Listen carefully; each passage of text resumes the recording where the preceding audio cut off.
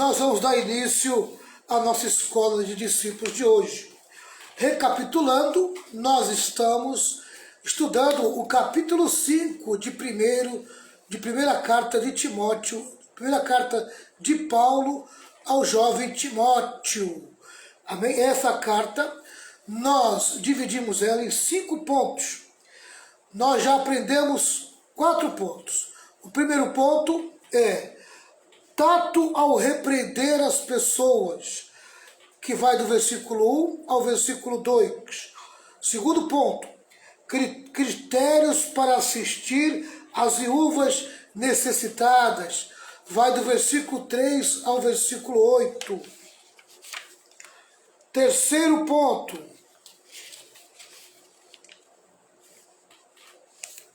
a contribuição das viúvas para o ministério da igreja, do versículo 9 ao versículo 10.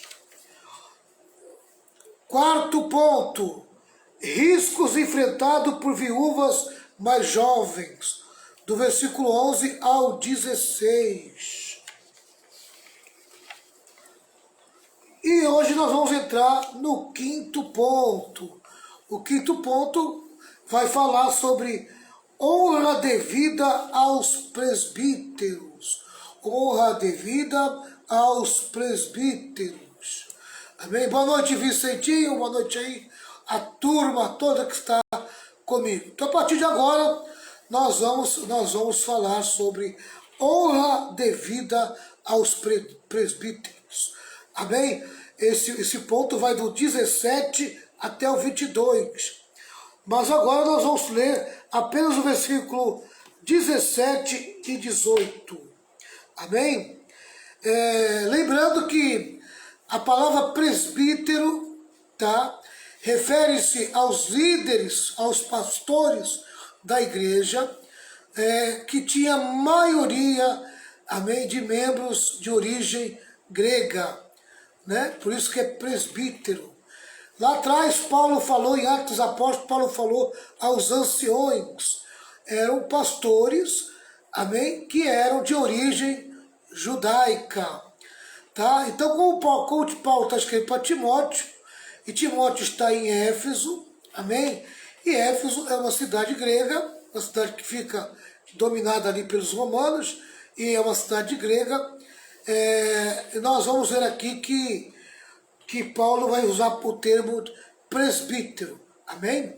Mas nós vamos passar essa palavra para os dias de hoje, que é pastor, amém? Pastor local, as estrelas que Jesus segurou nas mãos no livro de Apocalipse, amém? Tá, então vamos lá. Numa linguagem mais moderna diz assim: dê um prêmio aos pastores, aos líderes que fazem um bom trabalho, especialmente aos que se esforçam na pregação e no ensino. As Escrituras dizem: não amordace o boi que trabalha, e o trabalhador merece seu salário. Numa linguagem mais antiga, diz assim: devem ser considerados merecedores de dobrados honorários os presbíteros que presidem bem, com especialidade os que se afadigam na palavra e no ensino, pois a Escritura declara: não amordaces o boi quando pisa o trigo, e ainda, o trabalhador é digno do seu salário. Amém? Paulo passa a falar sobre os pastores da igreja local e tem princípios importantes para ensinar. E o primeiro deles é o sustento dos pastores, o sustento dos presbíteros, o sustento dos líderes que vivem do altar. Vamos lá. Paulo destaca 3 verdades aqui. Primeiro, a posição dos presbíteros ou dos pastores. A função deles é presidir, ou seja, exercer liderança nas igrejas locais. Amém? Exercer liderança nas igrejas locais. Segundo, a distinção dos pastores ou dos presbíteros. Eles têm o papel de presidir, governar e administrar, mas alguns se dedicam exclusivamente ao ministério do ensino. Assim temos presbíteros regentes e presbíteros docentes, presbíteros administrativos e presbíteros mestres. Amém? Tá? Então tem pastor que ele é mais forte na área administrativa, tem pastor que ele é mais forte na área do ensino. Amém? Do ensino da palavra. Vamos lá. Terceiro, a sustentabilidade dos presbíteros ou dos pastores. Naquela época, os pastores tinham dedicação exclusiva ao ministério e deveriam ser remunerados de forma digna para desempenharem seu trabalho. Os que presidiam bem, especialmente os que se esmeravam no ensino, deviam ser dignos de redobrados honorários. Amém? Então você veja que Paulo, ele destaca a função do pastor e declara que o pastor que vive em prol da igreja, que vive 24 horas a serviço da igreja, amém? Que é dedicado ao serviço da igreja, ele tem que ter o seu honorário, ele tem que ser recompensado, amém? Tanto a lei do Antigo Testamento como Jesus enfatiza esse princípio do sustento dos obreiros. Aqueles que estão no ministério devem viver do ministério. Embora Paulo tenha preferido não tirar vantagem do direito de ser sustentado, sempre defendia vigorosamente o direito dos apóstolos e seus assistentes de serem materialmente sustentados pela comunidade. Amém? Tá? Depois você pode conferir aí, em 1 Coríntios capítulo 9, do versículo 3 ao 18, eu vou pedir para a pastora Renata pegar para mim 1 Tessalonicenses 2, 7 ao 9, do 7 até o 9.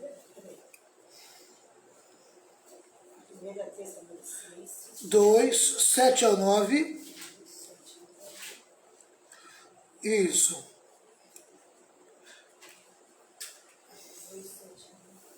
Isso. Nós vamos ver aqui que Paulo vai falar sobre o direito de ser sustentado. 7 a 9, né? Isso. 1 Tessalonicenses 2, de 7 ao 9. Pode ler depois. Pode ler. Pode ler? Antes fomos brando entre vós, como a ama que cria seus filhos. Assim nós, sendo-vos tão afeiçoados, de boa vontade, quiséramos comunicar-vos não somente o Evangelho de Deus, mas ainda a nossa própria alma, porquanto nós eres muito queridos. Até o 9, tu leu? Porque bem vos lembrais, irmãos, do nosso trabalho e fadiga, pois trabalhando noite e dia, para não sermos pesados a nenhum de vós, vos pregamos o Evangelho de Deus.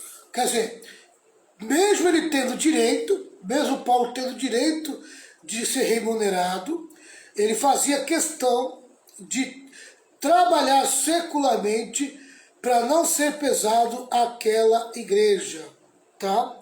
Enquanto a pastora Renata separa 2 Coríntios 11, versículo 8 e 9, e 2 Coríntios 12, versículo 13,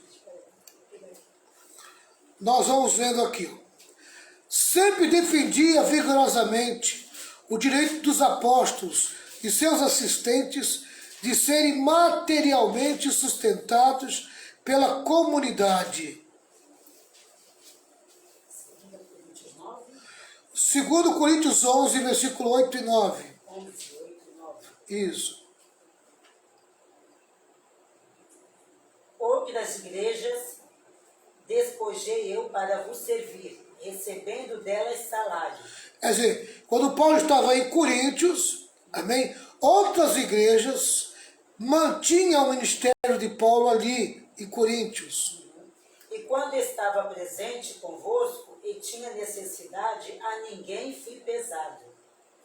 Ele fala que mesmo ele tendo as necessidades dele, ele evitava ser pesado à igreja de Coríntio. 9, né? É. 9 também. 9. Porque os irmãos que vieram da Macedônia supriram a minha necessidade, e em tudo me guardei de vos ser pesado e ainda me guardarei. Ele estava em Coríntio, mas ele foi mantido pelos irmãos da igreja da Macedônia. Amém? Muito interessante isso. 2 Coríntios 12, versículo 13. 2 Coríntios 12, 12, 13.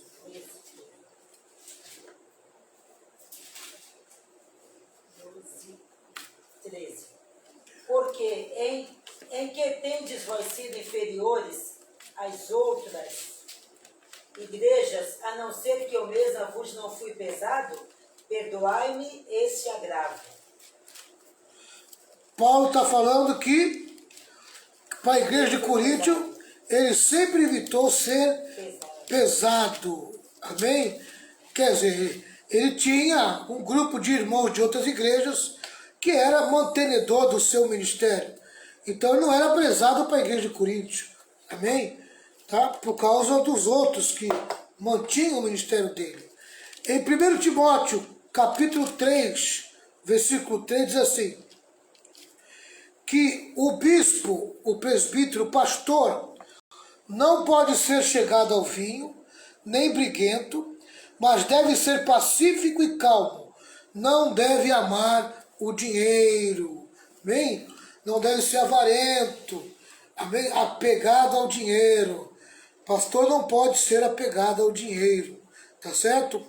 Os presbíteros fiéis em seu trabalho não deveriam ser apegados ao dinheiro, mas eram dignos de receber honra e honorários.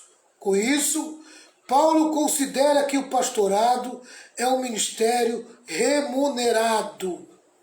Da mesma forma que nos dias do Antigo Testamento, os sacerdotes eram sustentados a fim de se dedicarem à lei do Senhor.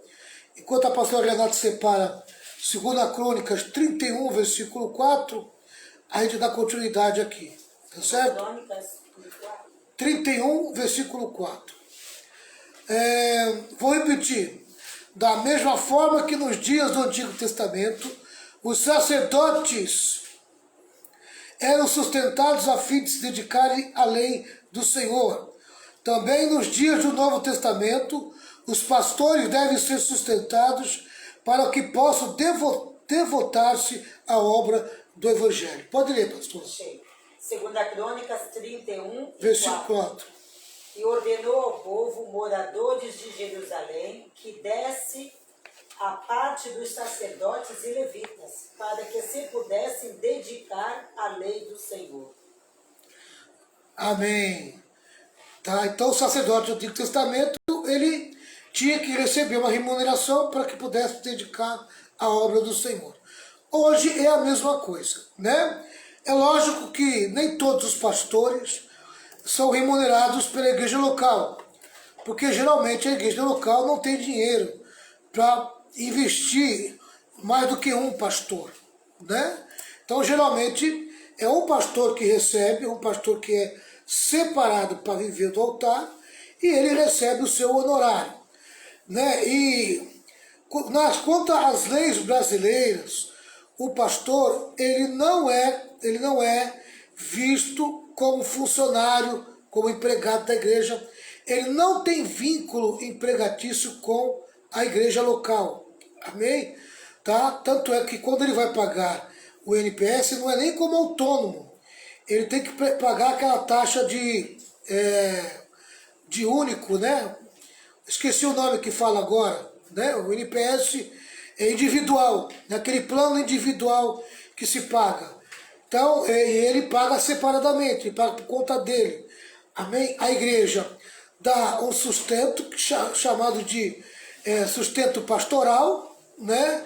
Dá para ele o recurso necessário para que ele viva, dependendo de quanto entra, amém, dos limites do imposto de renda, desconta-se o imposto de renda, o pastor paga a sua contribuição individual, NPS, mas a igreja não tem compromisso nenhum, amém, com a contribuição do NPS. Agora ela tem obrigação de tirar o imposto de renda, se passar daquele limite, né? Então a igreja tira o imposto de renda do pastor se ele passar do limite declarado pelo imposto de renda. Amém? Tá? E não tem vínculo empregatício, tá?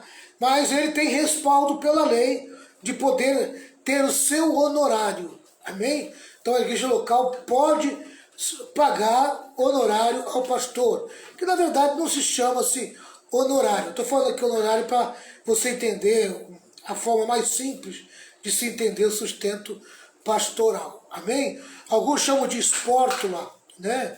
Outros chamam de... tem outro nome que agora fugiu da minha cabeça, amém? Mas tem todo esse diferencial, tá certo? Tá? Então o pastor não tem vínculo empregatício, tá? Mas ele tem vínculo de autoridade espiritual. Ele é uma autoridade espiritual à igreja, amém? Tá? Ele é reconhecido como a autoridade da igreja, tá certo? Vamos lá, pessoal. Vamos agora ler o versículo 19 até o 21. 19 até o 21. Diz assim, eu vou ler até o 23, tá certo?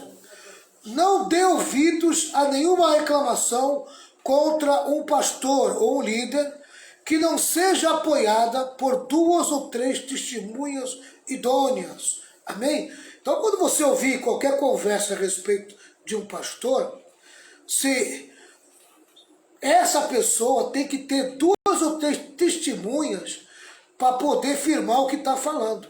Amém? Senão ele pode ser processado por calúnia e difamação. Então, cuidado aí aos fofoqueiros de plantão. A Bíblia não te dá respaldo para falar mal de um pastor. Amém? Tome muito cuidado. Olha o que Paulo diz. Não dê ouvidos a nenhuma reclamação contra um líder ou um pastor que não seja apoiada por 2 ou 3 testemunhas idôneas. Você que abre a boca para chamar pastor de ladrão, amém? Se por acaso tiver um pastor perto de você, ele ouvir você falando isso, ele pode fazer um BO contra você e te processar, amém? Tá? Isso é calúnia e difamação. Se você não tiver prova, amém? Esse pastor pode até ganhar um dinheirinho em cima de você, uma boa indenização. Se alguém cair em pecado, chame-o à responsabilidade.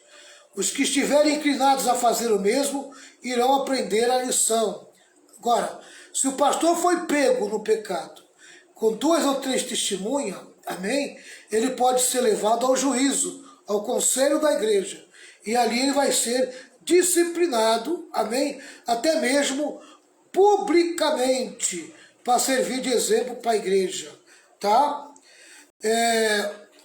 Versículo 21 ao 23. Deus, Jesus e os anjos me apoiam nessas instruções.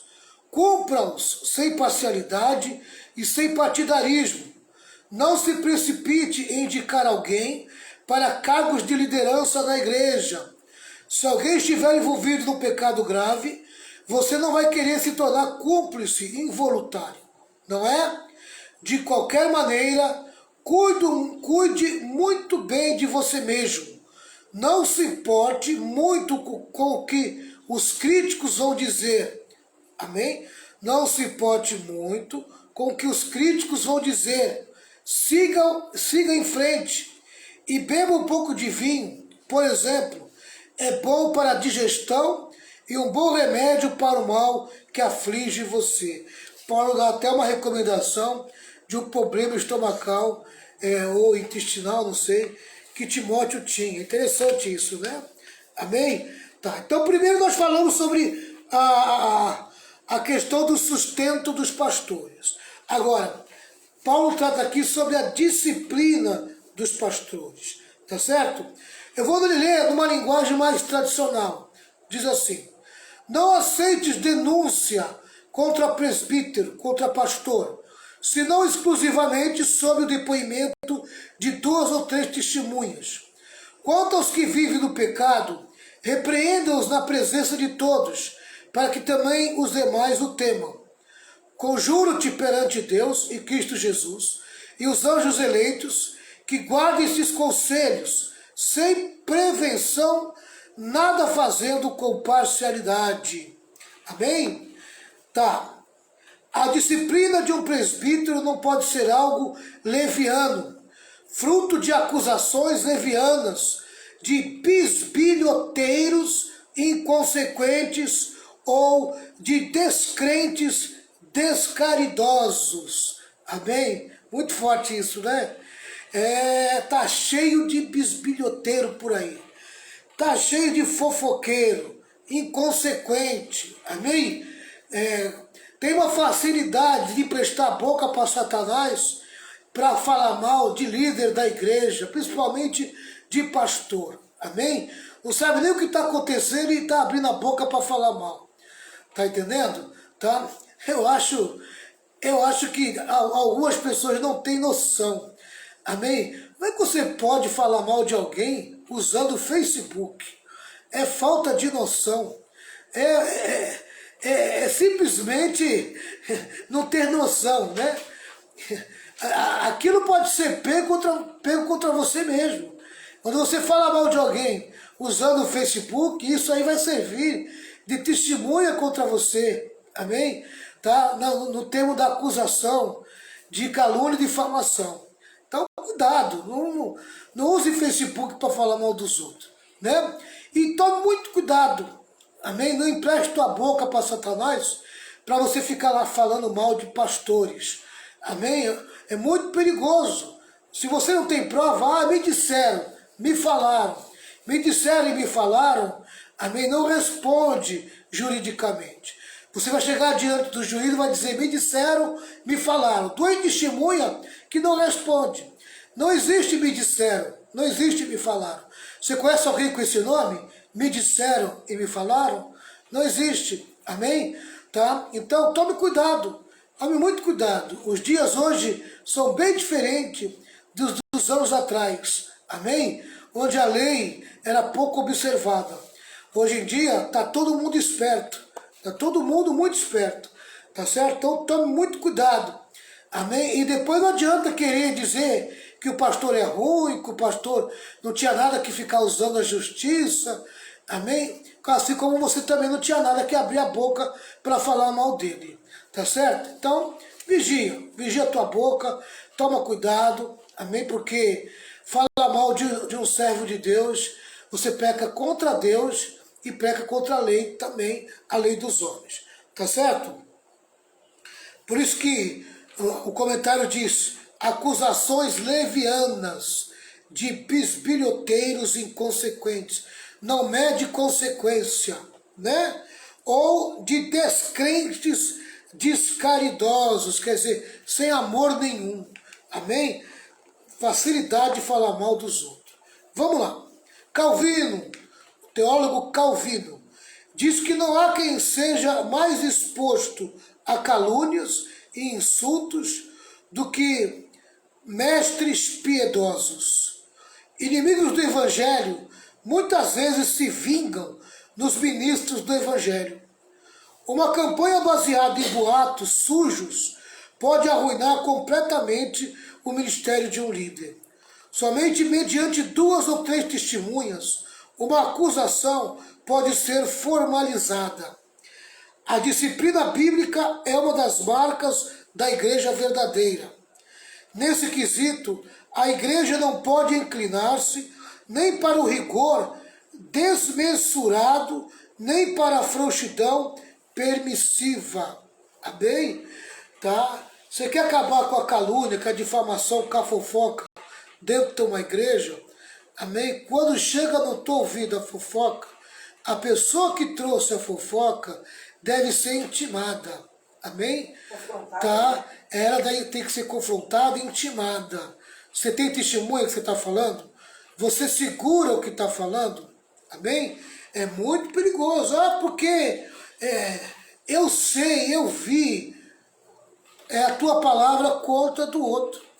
Se o outro mesmo mentindo segurar que não fez, e você só tem a tua palavra contra dele, acabou, amém? Não tem como provar nada, percebe?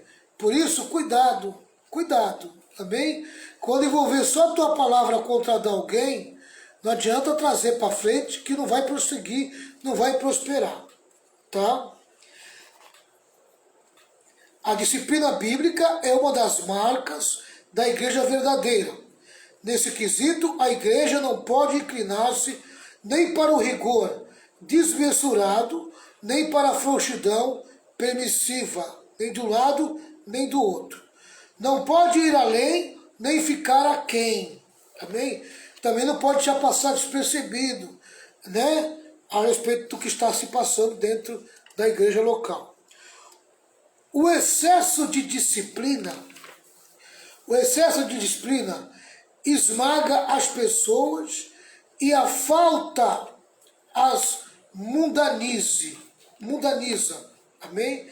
Quer dizer, se você botar muito rigor na disciplina, você pode matar as pessoas, tá?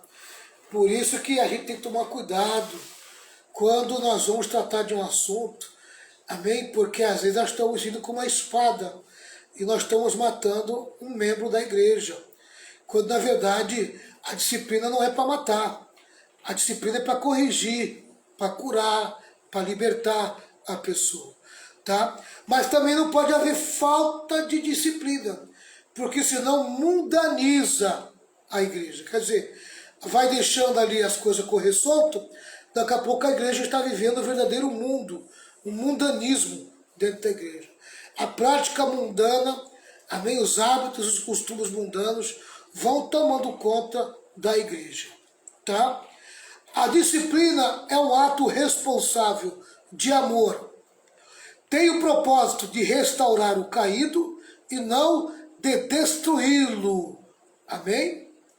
Precisa ser aplicada com temor e imparcialidade, e não com irreverência e partidarismo. Precisa ser feita na luz da verdade e não sob a penumbra da mentira caluniosa. A lei já exigia que não se podia condenar ninguém com o testemunho de uma única pessoa. Deuteronômio 19:15. Pastora Renata, pode ler para mim? Enquanto ela procura, eu continuo aqui. Deuteronômio 19:15.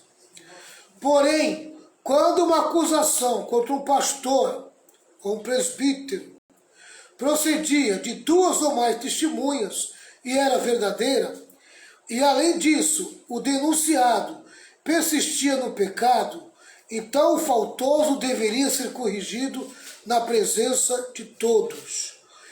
Pecados públicos devem ser corrigidos publicamente, para que haja temor, pois a disciplina visa não apenas a restaurar o faltoso, mas também a prevenir os demais membros do corpo a não caírem no mesmo laço. Amém? Amado, quando um pecado se torna público, a disciplina tem que se tornar pública também. Amém? Não dá para você evitar, não publicar, abafar algo que foi exposto. Tá?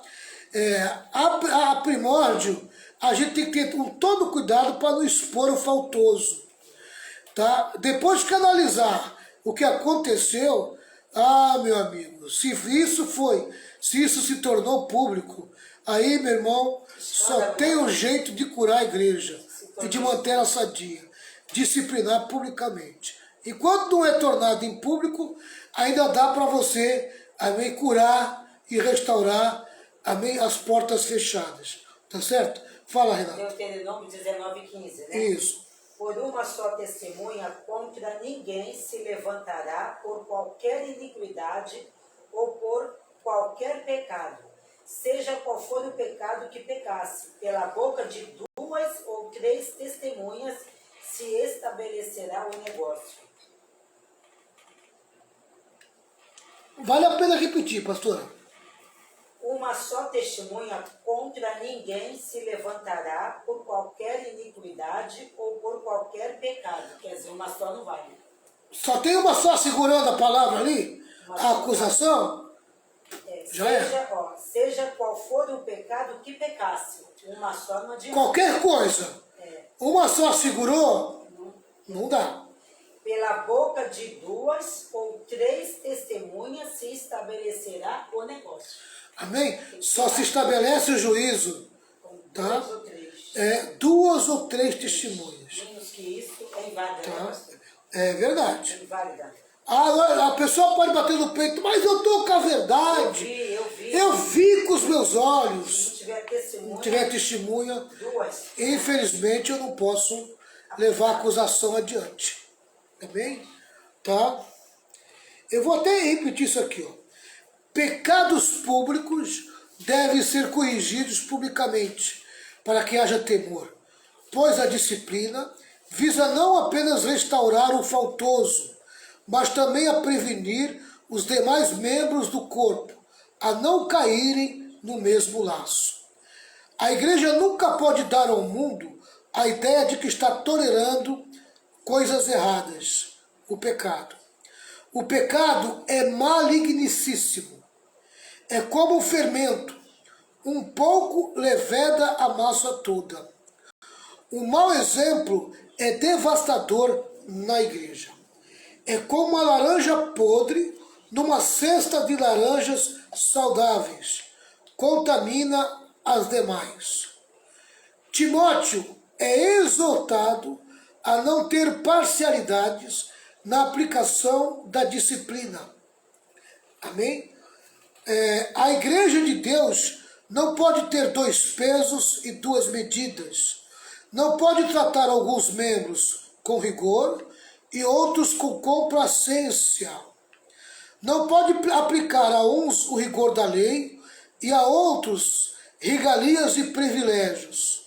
Concordo com o teólogo Stott quando ele diz que um dos piores pecados é o favoritismo. E uma das principais virtudes é a imparcialidade. Amém? Então, amado, não pode haver favorito nem imparcial. Pecou, se tornou publicamente, isso tem que ser exposto publicamente, para que haja correção. Amém? Tá? E aí, meu irmão, não adianta quem seja. Tá? A vida do líder é a vida de sua liderança, mas os pecados do líder são os mestres do pecado.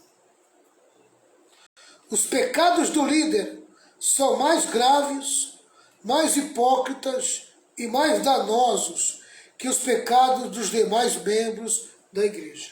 Eu digo que quando um líder peca, o peso é muito maior do que um simples membro da igreja. Amém? Por isso que o líder precisa ter a consciência do peso e da responsabilidade, amém, que envolve a sua vida diante de Deus e principalmente diante da igreja e de todas as testemunhas que rodeiam a sua vida. Tá? Então, um membro simples cair do pecado, o prejuízo não é tão grande. Tem o seu prejuízo, mas não é tão grande. Agora, um pastor, quando peca o mesmo pecado que esse membro, o prejuízo é enorme, é muito grande. Tá? Então, precisa tomar muito cuidado, tá certo? São mais graves porque o líder peca mesmo tendo maior conhecimento. São mais hipócritas porque o líder convoca o povo a viver em santidade e muitas vezes pratica o pecado em secreto. Faça o que eu mando, mas não faça o que eu faço. Amém? É a lição que alguns líderes falam, né? São mais danosos porque quando um líder cai, mais pessoas são atingidas. Amém? o número de pessoas atingidas pelo pecado de um líder é muito maior do que o número de pessoas que simplesmente quando cai, atrai. Amém? Vamos lá. Daí, os líderes que têm práticas pecaminosas não devem ser ignorados. Na realidade, a posição que ocupam não é um atenuante, mas um agravante. Eles devem ser tratados com mais seriedade, como ensinava a lei. A pastora vai procurar para mim Levítico 4, versículo 22, apenas esses dois versículos, 22 e 27. Levítico 4, versículo 22 e 27. Amém? 22 e 27. Isso. Já achou? Achei. Quando um príncipe pecar e por erro fizer contra algum de todos os mandamentos do Senhor, seu Deus, aquilo que se não deve fazer e assim for culpado. Isso é isso? O 27. Isso é o 22, agora o 27. E se qualquer outra pessoa do povo da terra pecar por erro, fazendo contra algum dos mandamentos do Senhor, aquilo que se não deve fazer e assim for culpada. Você falou isso? Tá. Agora aqui é o 28. Ou se o seu pecado no qual pecou lhe for notificado, então trará por sua oferta. É isso, né? Quer dizer, o líder tem um tipo de tratamento. Isso, Amém? E o simples membro da igreja é um tratamento menor. Né? Chama de príncipe, né? Pastor, é o líder, a posição que ocupa não é um atenuante, mas um agravante. Tá? Então eles devem ser tratados com mais severidade, como ensinava a lei. Quer dizer, o líder tem que ser tratado com muito mais severidade do que um simples membro da igreja. Tá? Existe também Mateus 18, versículo 15 ao 17. Mateus 18, 15 ao 17. 15 ao 17. Isso. Ora, se o teu irmão pecar contra ti, vai e repreende-o. Entre ti e ele só. Se te ouvir, ganhaste o teu irmão.